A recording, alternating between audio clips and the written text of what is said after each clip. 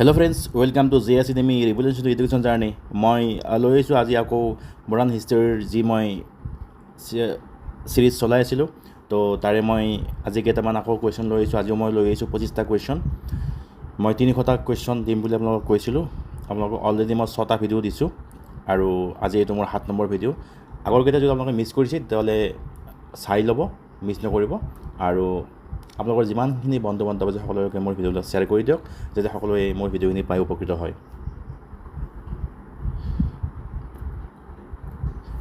তো প্ৰথম কুৱেশ্যন আমি আৰম্ভ কৰিছোঁ।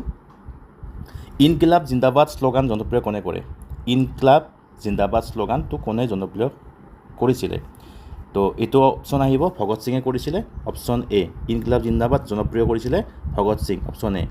নেক্সট কুৱেশ্যন, কাকোৰী ষড়যন্ত্ৰ কেতিয়া হৈছিলে? কাকোৰী ষড়যন্ত্ৰ হৈছিলে 1925। 1925। নেক্সট কুৱেশ্যন, কাকোৰী কাণ্ডৰ সৈতে জড়িত বিপ্লৱী কোন আছিলে? তো এইটো আছিলে ৰামপ্ৰসাদ বিছমিল। তো অপশ্যন আহিব এ, ৰামপ্ৰসাদ বিছমিল। নেক্সট কুৱেশ্যন, চন্দ্ৰশেখৰ আজাদ কোন সংগঠনৰ সৈতে জড়িত আছিল? চন্দ্ৰশেখৰ আজাদ আছিলে HSRA সংগঠন। নেক্সট কুৱেশ্যন, HSRA সম্পূৰ্ণ ফুল ফৰ্মটো কি? এইটো option A, Hindustan socialist Republican association.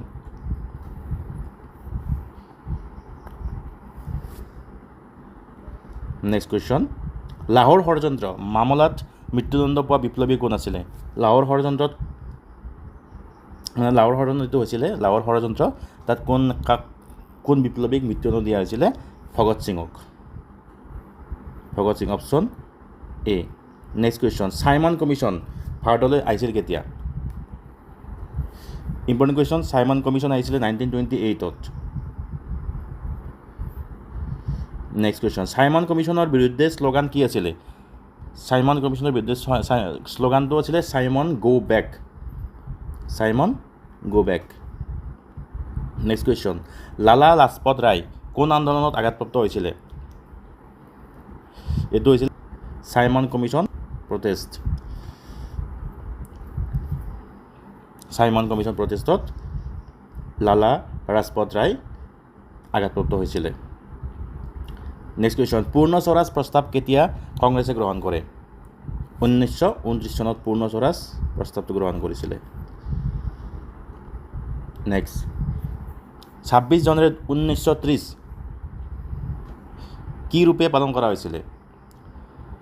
এইটো আছিলে 26 জানুৱাৰী 1930 স্বাধীনতা দিৱস হিচাপে পালন কৰা হৈছিলে।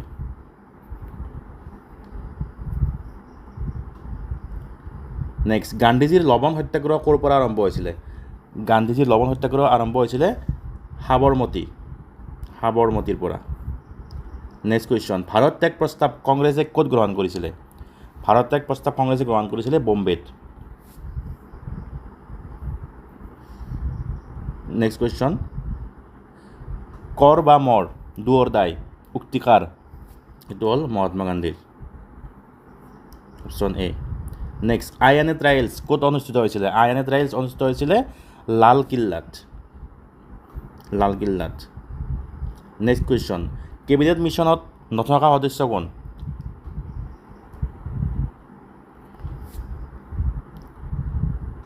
কেবিনেট মিছনত নথকা আছিলে এইটো Pethick Lawrence, Stafford Cripps, AV Alexander, গোটেইকেইটা আছিলে, কিন্তু লৰ্ড মাউণ্ট বেটেন নাছিলে। ৰেডক্লিফ সীমাৰেখা কিহৰ সৈতে জড়িত?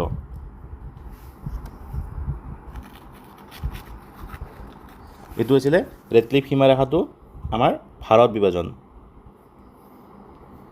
নেক্সট, স্বাধীনতাৰ সময়ত ভাৰতৰ ভাইচৰয় কোন আছিলে?